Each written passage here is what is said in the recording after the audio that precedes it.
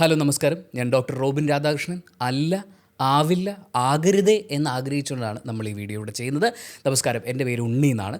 ഉണ്ണിയായിട്ടിരിക്കുക എന്ന് പറയുന്നത് കുറേ പ്രശ്നങ്ങളൊക്കെ ഉണ്ട്, എൻ്റേതായിട്ടുള്ള പ്രശ്നങ്ങളൊക്കെ ഉണ്ട്. പക്ഷേ ഇറ്റ്സ് പീസ്ഫുൾ മാൻ, ഇറ്റ്സ് നല്ല രസമുള്ളൊരു പരിപാടിയാണ്. പക്ഷേ എല്ലാവരും ഉണ്ണിയാവണമെന്നും ഞാൻ പറയില്ല. നിങ്ങൾ നിങ്ങളായിട്ടിരിക്കുക. നിങ്ങളുടെ ഫെയർ ഷെയർ ഓഫ് പ്രോബ്ലംസ് ഉണ്ടാവും, അതിൻ്റേതായിട്ടുള്ള കാര്യങ്ങളൊക്കെ ഉണ്ടാവും.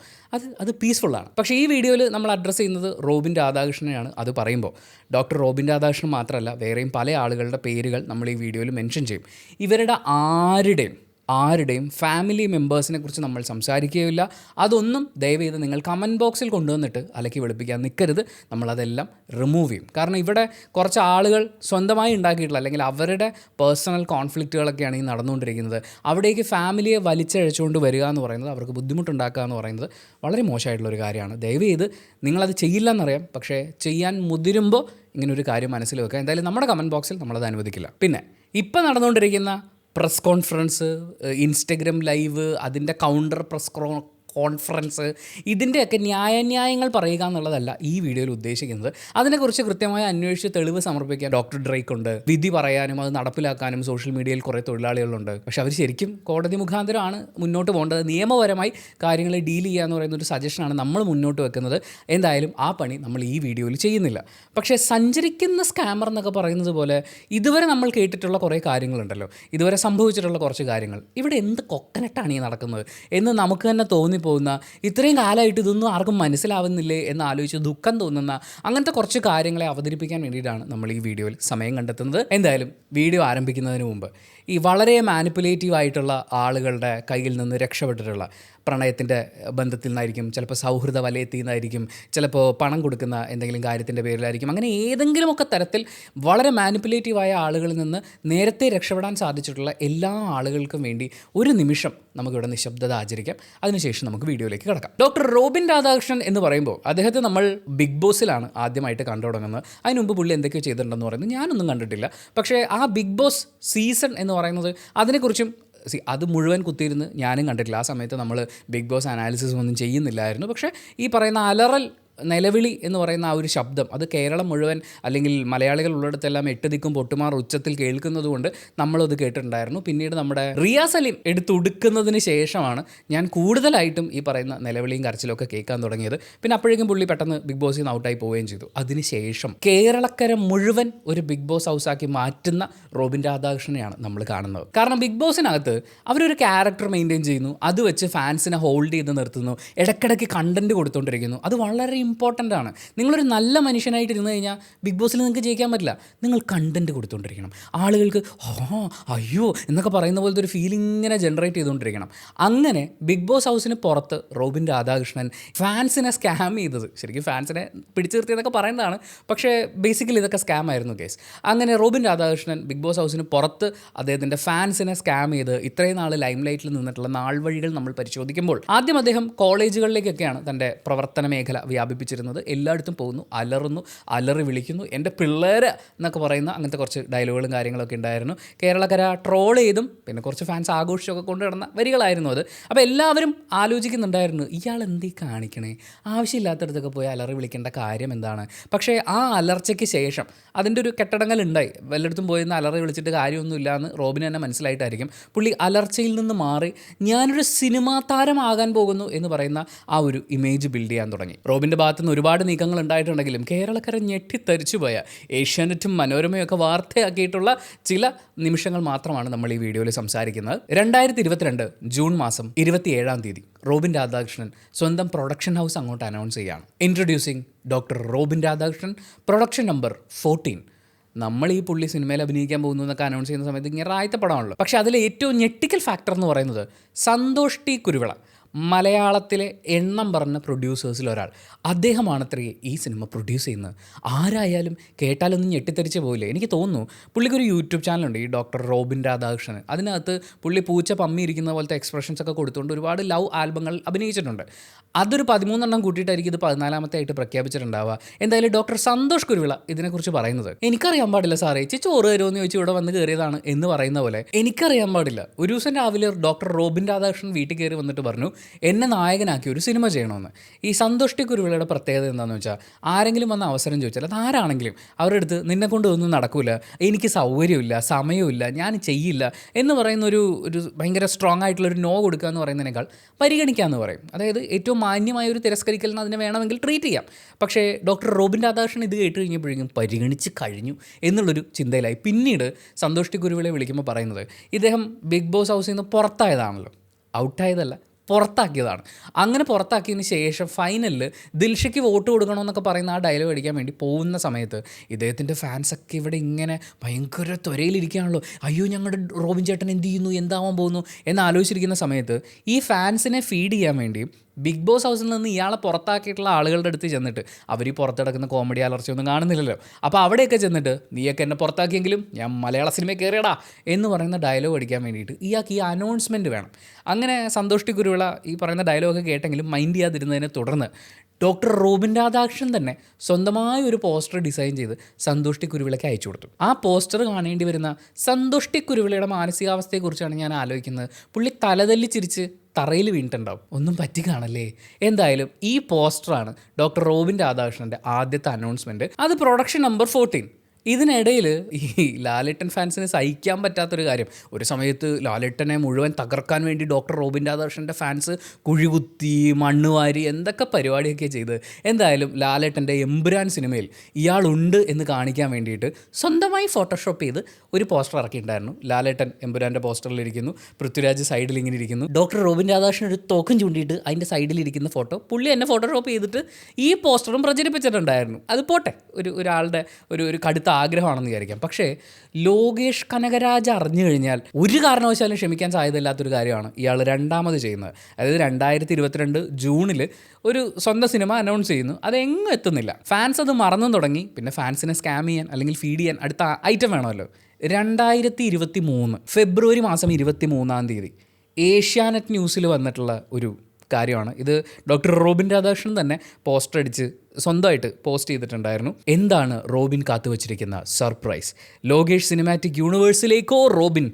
പിന്നെ എൻ്റെ അമ്മേ, ഏഷ്യാനെറ്റ് മാത്രമല്ല റിപ്പോർട്ടറും കബളിപ്പിക്കപ്പെട്ടിട്ടുണ്ടായിരുന്നു. Lokesh Kanagaraj sir thank you heart എന്ന് പറഞ്ഞൊരു പോസ്റ്റ് നമ്മുടെ ഡോക്ടർ റോബിൻ രാധാകൃഷ്ണൻ ഷെയർ ചെയ്യുന്നു. അതിനെക്കുറിച്ചുകൊണ്ട് റിപ്പോർട്ടർ ടിവിയുടെ പോസ്റ്റ് ഇങ്ങനെയാണ്: പുതിയ ചിത്രം ലോകേഷ് കനകരാജ് പ്രഖ്യാപിക്കുന്നതായി അഭ്യൂഹം. ആരുടെ അഭ്യൂഹം? ലോകേഷ് കനകരാജിൻ്റെ, കാർത്തിയുടെയും വിജയുടെ ഒക്കെ ഫോട്ടോ വെച്ചാണ് ഇവർ പോസ്റ്റർ അടിക്കുന്നത്. അങ്ങനെ കുറച്ച് നാൾ ലോകേഷ് സിനിമാറ്റിക് യൂണിവേഴ്സിലെ ഡോക്ടർ റോബിൻ രാധാകൃഷ്ണൻ എന്ന് പറഞ്ഞ് കുറച്ച് നാൾ ഫാൻസ് അങ്ങനെ പോയി. ഞാൻ ആ ഫാൻസിൻ്റെയൊക്കെ അവസ്ഥ ആലോചിച്ചിട്ട് ആകുല ചിത്തരാണ്. അവരൊക്കെ ഇപ്പോഴും വംശനാശം സംഭവിക്കാതെ തുടരുന്നുണ്ടോ ആവോ? ഇനിയാണ് മൂന്നാമത്തെ സ്കാം. ലോകേഷ് കനകരാജിൻ്റെ സിനിമാറ്റിക് യൂണിവേഴ്സിൽ നിന്ന് ആ വാർത്ത വലിയ കാര്യമായിട്ട് അങ്ങ് പുഷ് ആവാത്തതുകൊണ്ട് അടുത്ത പരിപാടി ഇറങ്ങി. ലാലേട്ടനെയാണ് ഇത്തവണ റോബിൻ രാധാകൃഷ്ണൻ ഫാൻസിനെ സ്കാം ചെയ്യാൻ വേണ്ടി ഉപയോഗിക്കുന്നത്. 2023 മാർച്ച് 11 ഇദ്ദേഹത്തിൻ്റെ പുതിയ പടത്തിൻ്റെ പോസ്റ്റർ വരുന്നു. രാവണ യുദ്ധം എന്നാണ് ആ സിനിമയ്ക്ക് പുള്ളി തന്നെ പേരിട്ടിരിക്കുന്നത്. പുള്ളി ഈ ലാസ്റ്റ് സെക്രട്ടേറിയറ്റിൽ പോയിട്ട് മറ്റേ പോലീസുകാരുടെ മെക്കിട്ട് കയറുന്ന, അതായത് പോലീസുകാരുടെ ആരോഗ്യത്തെക്കുറിച്ച് ഞാൻ ആകുല ചിത്തനാണ് എന്നൊക്കെ പറഞ്ഞ് ഡൽഹിയിലെ പ്രൊട്ടസ്റ്റിൻ്റെ സമയത്ത് പോസ്റ്റ് ഇട്ട ഈ പുള്ളി അവിടെ ബാരിക്കേഡിൻ്റെ അപ്പുറത്ത് നിൽക്കുന്ന പോലീസുകാരുടെ ബാരിക്കേഡ് വലിച്ചു പറിച്ച് രാവണ മവന്ത എന്ന് പറയുന്ന ആ മ്യൂസിക്കൊക്കെ മിക്സ് ചെയ്തിട്ടുണ്ടായിരുന്നു. രാവണനോട് പുള്ളിക്ക് എന്തോ ദേഷ്യം ഉണ്ടെന്ന് തോന്നുന്നു. സ്വന്തം പടത്തിന് രാവണയുദ്ധം എന്ന് പേരിട്ട് അപമാനിച്ചത് മാത്രമല്ല, ആ പോസ്റ്ററിൽ 2 കൈ ഇങ്ങനെ പൊക്കി വെച്ചേക്കുക, 2 കയ്യിലും വാച്ചുണ്ട്. ഫോട്ടോഷോപ്പ് ചെയ്തപ്പോൾ അറിയാതെ പറ്റിപ്പോയെന്ന് പറഞ്ഞ് ഒഴിവാക്കിയാൽ മതിയായിരുന്നു. പുള്ളി അതിന് എക്സ്പ്ലനേഷനും കൊടുത്തു. ഒരു വാച്ച് എൻ്റെ സമയം നോക്കാനും, 2ാമത്തെ വാച്ച് ശത്രുക്കളുടെ സമയം കുറിക്കാനും. എന്തായാലും 2ാമത്തെ വാച്ച് ഇപ്പോൾ നല്ലോണം വർക്കിംഗ് ആണ്. അണ്ണൻ്റെ ശത്രുക്കളുടെ സമയം പീക്കിൽ നിൽക്കുകയാണ്. എല്ലാവരും ഓടി കിടന്ന് കംപ്ലൈൻ്റ് ഒക്കെ കൊടുത്ത് പത്രസമ്മേളനമൊക്കെ വിളിച്ചിട്ട് അണ്ണൻ ഒരുപാട് സാധനങ്ങൾ ഇറക്കി, ഹണി ട്രാപ്പ് വരെ ഇറക്കി നോക്കി. പക്ഷേ ഇത് മുഴുവൻ വലിച്ചു കയറിക്കൊണ്ടാണ് ശത്രുക്കളുടെ സമയം വളരെയധികം ബൂം ചെയ്തുകൊണ്ടിരിക്കുന്നത്. സ്വന്തം സമയത്തിൻ്റെ വാച്ച് ഇപ്പോൾ ഓടുന്നില്ല എന്നാണ് തോന്നുന്നത്. എന്തായാലും ഈ കാര്യങ്ങളൊക്കെ കേട്ട് ഫാൻസ് ഇങ്ങനെ പറ്റിക്കപ്പെട്ടുകൊണ്ടിരിക്കുന്ന സമയത്താണ് അടുത്ത ബിഗ് ബോസ് സീസൺ വരുന്നത്. അവിടെ അഖിൽ മാരാറായിരുന്നു പ്രധാന താരം. അഖിൽ മാരാറിൻ്റെ സീസണിലേക്ക് ഗസ്റ്റായിട്ട്, അതായത് ഫസ്റ്റ് സീസണിൽ പങ്കെടുത്ത സീസണിൽ നിന്ന് പുറത്താക്കി. അതിനുശേഷം ഗസ്റ്റായിട്ട് അവിടെ ചെന്ന് കയറി സ്വന്തം കയ്യിലിരിപ്പിന് അവിടുന്ന് പുറത്താക്കപ്പെട്ടു. അതായത് ഗസ്റ്റായിട്ടൊരു ഷോയിൽ ചെന്നിട്ട് ആദ്യമായി പുറത്താക്കപ്പെടുന്ന കണ്ടസ്റ്റൻറ്റ് അല്ലെങ്കിൽ ഗസ്റ്റ് എന്നുള്ള പേരും ഡോക്ടർ റോബിൻ രാധാകൃഷ്ണന് സ്വന്തം. അങ്ങനെ അവിടുന്ന് പുറത്താക്കിയതിന് ശേഷം ഡോക്ടർ റോബിൻ രാധാകൃഷ്ണൻ ഈ നാട്ടുകാരോടും ഫാൻസിനോടൊക്കെ പറയുന്നത് എന്താ അറിയോ? റോബിൻ യുഗം അവസാനിപ്പിക്കാൻ വേണ്ടി ഏഷ്യാനെറ്റ് കളിച്ച കളിയാണിത്.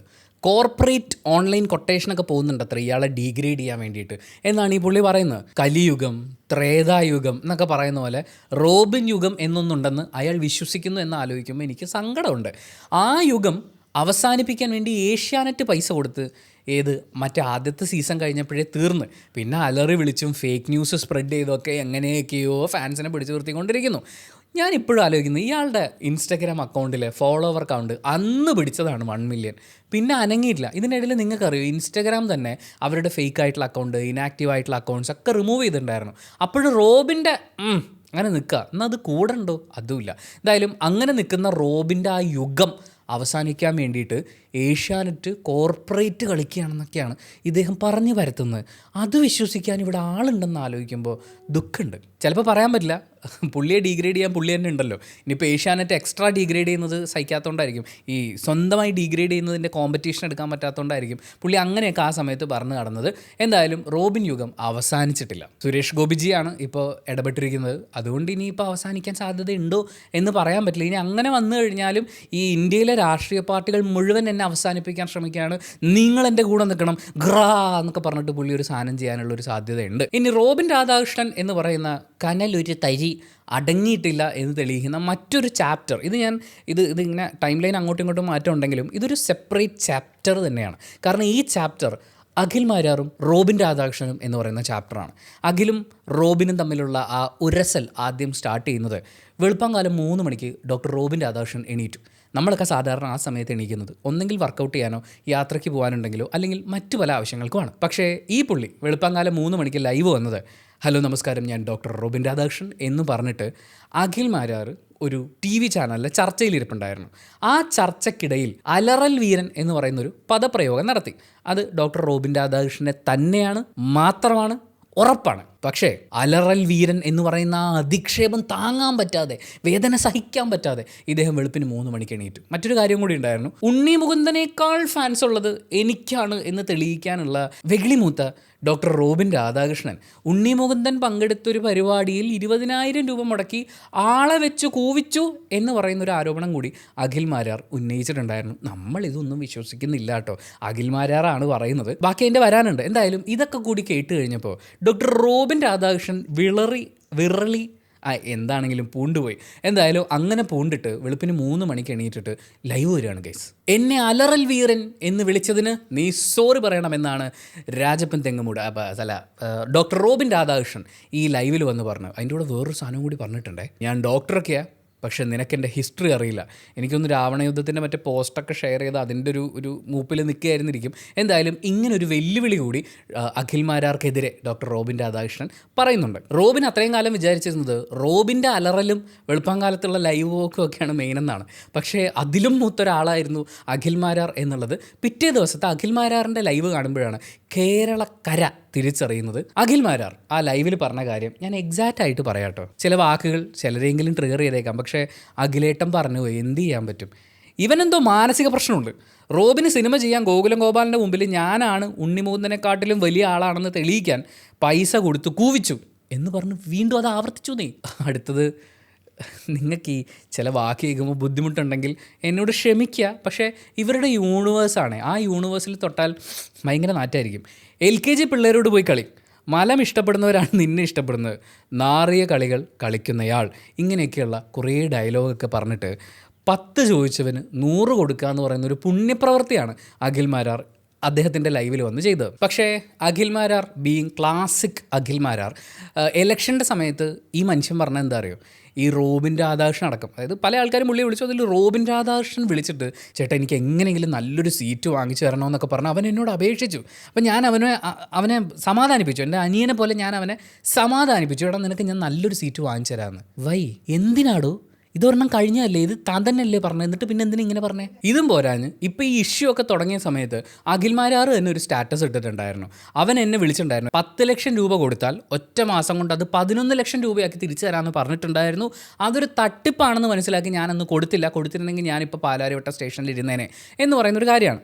അതായത് സാമ്പത്തിക ക്രമക്കേട് കാണിക്കാൻ ഒരു മടിയില്ലാത്ത അത്രയും ഉടായ്പകൾ കയ്യിലുള്ള ഇത്രയും സ്വഭാവ വൈകൃതങ്ങളുണ്ട് എന്ന് അഖിൽമാരാർ ലൈവ് വന്ന് സ്വന്തം വാഗൊണ്ട് പറഞ്ഞിട്ടുള്ള ഈ ആളെ BJPയുടെ ഭാഗമായിട്ടുള്ള NDA സഖ്യത്തിൻ്റെ ഭാഗമായിട്ടുള്ള 2020 സ്ഥാനാർത്ഥിയായിട്ട് മത്സരിപ്പിക്കുമ്പോൾ എടാ ഞാൻ കൊടുക്കാം എന്നൊക്കെ പറഞ്ഞ് അവനെ ആശ്വസിപ്പിച്ച് ഇതിൻ്റെ ഭാഗമാകുമ്പോൾ നിങ്ങൾക്ക് ശരിക്കും BJPയോട് വല്ല ശത്രുത ഉണ്ടായിരുന്നു? പോട്ടെ, അഖിൽമാരാർ തന്നെ പറഞ്ഞിട്ടുണ്ടായിരുന്നു BJPയുടെ വർഗീയ നിലപാടുകളോട് താല്പര്യമില്ല, വികസനത്തിനോട് മാത്രമാണ് താല്പര്യം എന്ന്. അപ്പം നിങ്ങൾ ജനങ്ങളെ ദ്രോഹിക്കാൻ വേണ്ടിയാണോ ഇയാളെ സ്ഥാനാർത്ഥിയാക്കാൻ വേണ്ടി കൂടെ നിന്ന് പാരലൽ പരിപാടികളൊക്കെ കാണിച്ചത്? പിന്നെ നിങ്ങൾ സ്ഥാനാർത്ഥികളൊക്കെ അടിപൊളിയാണ്. റോബിൻ രാധാകൃഷ്ണനും പറഞ്ഞു, അഖിൽമാരാറും പറഞ്ഞു BJP ഒരു വർഗീയ പാർട്ടിയാണെന്ന്, അല്ലെങ്കിൽ വർഗീയതയാണ് അവരുടെ നേതാക്കൾ സ്പ്രെഡ് ചെയ്യുന്നതെന്ന്. നല്ല സ്ഥാനാർത്ഥികൾ. പിന്നെ ഇവരുടെ കോമൺ ആയിട്ടുള്ള ചില ഫാക്ടേഴ്സ് ഉണ്ട്. അച്ഛനും അമ്മയാണ് ഇവരുടെ മെയിൻ ടാർഗറ്റ് എന്ന് പറയുന്നത്. അഖിൽമാരാർ, ഇപ്പോൾ എനിക്ക് പേഴ്സണൽ എക്സ്പീരിയൻസ് തന്നെ ഉണ്ട്. എനിക്ക് എന്നെ വോയിസ് മെസ്സേജ് അയച്ചിട്ടുണ്ട്, നീ നല്ല അച്ഛനും അമ്മയ്ക്കും പറഞ്ഞവനാണെങ്കിൽ ഈ സാധനം പുള്ളി ഏത് കാലം മുതൽ അടിക്കുന്നതെന്നറിയോ? പുള്ളി പ്രകോപിതരാവാതിരിക്കുന്ന ആൾക്കാരെ പ്രകോപിപ്പിക്കാനുള്ള അഖിൽമാരാറിൻ്റെ മറ്റേ കോർ ഐഡിയ ആണത്. നിങ്ങളോട് പുള്ളി എടുക്കുകയാണെങ്കിൽ നിങ്ങളതിൽ വീഴരുത്. നല്ല തന്തയ്ക്കും തള്ളയ്ക്കും പറഞ്ഞവനാണെങ്കിൽ നമുക്ക് ഉറപ്പുണ്ടല്ലോ ഇത് ഇവനെയൊക്കെ പ്രൂവ് ചെയ്തിട്ട് വേണോ നമുക്ക് ജീവിക്കാൻ എന്ന് വിചാരിച്ചിട്ട് പ്രകോപിതരാവാതിരിക്കുക. പക്ഷേ അഖിൽമാരാർക്ക് അതിനൊരു ക്വാളിറ്റി എന്ന് പറയാൻ പറ്റുമോ എന്നറിയില്ല. ഈ പുള്ളി ഇവിടെയാണ് നിൽക്കുന്നത്. അതായത് നീ നല്ല തന്തയ്ക്കും തള്ളയ്ക്കും പറഞ്ഞവനാണെങ്കിൽ എന്നല്ലേ. റോബിൻ രാധാകൃഷ്ണൻ അതിൻ്റെ കീഴെ പോയിട്ട് അച്ഛനും അമ്മയും തമ്മിലുള്ള ലൈംഗിക ബന്ധത്തിനെ കണക്ട് ചെയ്തിട്ടാണ് തെറി വിളിക്കുക. അദ്ദേഹത്തിൻ്റെ ലീക്കായ ഒരു ഓഡിയോയിൽ പറയുന്നത് പ്രകാരം അവൻ്റെ അമ്മയെ അവൻ്റെ അച്ഛൻ മാത്രമാണ്, എന്നോട് ക്ഷമിക്കണം, ഉള്ളതെങ്കിൽ അവനോട് എന്നെ വിളിക്കാൻ പറയും. അങ്ങനെ ഒരു ഭീഷണിയാണ്. ഇതിലെ പ്രശ്നം എവിടെയാണെന്നറിയോ? ഇയാളുടെ അമ്മ ചികിത്സയിലിരിക്കുന്ന സമയമാണ്. അമ്മ എന്ന് പറയുന്ന ഇമോഷൻ ഭയങ്കരമായിരിക്കുന്ന സമയത്താണെന്നൊക്കെയാണ് ഇവരുടെ കോൺവെർസേഷനിലൊക്കെ മനസ്സിലാവുന്നത്. ആ സമയത്ത് ചികിത്സാ സഹായത്തിന് ഫണ്ട് ആയിട്ട് ചികിത്സാ സഹായത്തിന് ഒപ്പം നിന്നിട്ടുള്ള കൂട്ടുകാരൻ്റെ അമ്മയ്ക്ക് വിളിക്കുന്നതാണ് നമ്മൾ ഈ കേട്ടത്. അതിനകത്ത് അമ്മയെ അച്ഛൻ മാത്രമാണ് ഉള്ളതെങ്കിൽ എന്ന് പറയുമ്പോൾ രണ്ട് പേര് തമ്മിൽ സെക്സിൽ ഏർപ്പെട്ടു എന്ന് പറയുന്നതിന് ഇയാൾ ഉദ്ദേശിക്കുന്ന വാക്കാണ്, ഇയാൾ ഉപയോഗിക്കുന്ന വാക്കാണ്. അപ്പോൾ ഇത്രയും മോശം ഭാഷ ഉപയോഗിക്കുന്ന, ഇത്രയും മോശമായ പദപ്രയോഗങ്ങളുള്ള ആൾക്കാരാണ് സ്ത്രീകൾക്കും പെൺകുട്ടികൾക്കും വേണ്ടി ഞങ്ങളിപ്പം മലമറിക്കുക എന്നൊക്കെ പറഞ്ഞിട്ട് വരുന്നത്. ഇവരുടെ ഒരു ലാംഗ്വേജിലെ സിമിലാരിറ്റി ഒക്കെ ഇതിനകത്തുണ്ട്. അതുകൊണ്ടാണ് ഈ അഖിൽമാരാർ റോബിൻ രാധാകൃഷ്ണൻ നമ്മളൊരു സിംഗിൾ ചാപ്റ്ററായിട്ട് തന്നെ ചെയ്യാൻ ഉദ്ദേശിച്ചിട്ടുള്ളത്. അഖിൽ റോബിൻ ആ ചാപ്റ്റേഴ്സിൽ BJPക്കാർ മനസ്സിലാക്കേണ്ട ഒരു കാര്യം, അഖിൽമാരാറിൻ്റെ കേസ് എടുത്ത് നോക്കുകയാണെങ്കിൽ എവിടെ ചെന്നാലും എല്ലാവരും എന്നോട് ചോദിക്കുന്നു ഫണ്ട് കിട്ടിയില്ലേ എന്ന്. അതായത് നാട്ടുകാർ മുഴുവൻ വിചാരിച്ചിരിക്കുന്നത് അഖിൽമാരാർ NDAയുടെ കാൻഡിഡേറ്റ് ആയിട്ട് നിൽക്കുന്ന സമയത്ത് ഇയാൾക്ക് സാമ്പത്തിക സഹായം ഉണ്ടാവുമെന്നാണ്. അതേപോലെ ഡോക്ടർ റോബിൻ രാധാകൃഷ്ണന് കടം കൊടുത്ത ആളുകളും വിചാരിച്ചിരിക്കുന്നത് ഇവൻ കാൻഡിഡേറ്റ് ആയി കഴിയുമ്പോൾ കിട്ടുന്ന കാശ് വെച്ചിട്ട് ഈ കടം തീർക്കും എന്നാണ്. അങ്ങനെ മൊത്തത്തിൽ കാശുണ്ടാക്കാൻ പറ്റുന്നൊരു പരിപാടിയായിട്ടാണ് ഈ കാൻഡിഡേറ്റ്ഷിപ്പ് എന്ന് പല ആൾക്കാരും വിചാരിച്ചിരിക്കുന്നു. ഒരു പക്ഷേ ഇവരും അത് വിശ്വസിച്ചിട്ട് തന്നെയാണ് വന്നിട്ടുണ്ടാവുക എന്നാണ് ഇവരുടെ സംസാരത്തിൽ നമുക്ക് മനസ്സിലാവുന്നത്.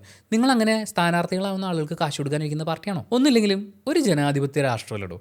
അവിടെ ഇലക്ഷന് മത്സരിച്ചിട്ടുള്ള 2 കാൻഡിഡേറ്റ്സ് അവർ ഈ സാമ്പത്തിക കൈമാറ്റത്തിനെക്കുറിച്ച് സംസാരിക്കുന്നതൊക്കെയാണ് നമ്മൾ ഈ കേൾക്കുന്നത്. ഇനി ഇതിനകത്ത് വളരെ സീരിയസ് ആയിട്ടുള്ളൊരു ഇഷ്യൂ ഉണ്ട്. ഈ പറഞ്ഞത് അത്രയും BJPക്കാരൊന്ന് ശ്രദ്ധിച്ചാൽ കൊള്ളാം. പക്ഷേ BJP ആണെങ്കിലും കേരളത്തിലെ മുഖ്യമന്ത്രിയും ആഭ്യന്തരമന്ത്രിയും ഒക്കെ ശ്രദ്ധിക്കേണ്ട വളരെ പ്രധാനപ്പെട്ട ഒരു പ്രശ്നം ഇതിനകത്ത് കിടപ്പുണ്ട്.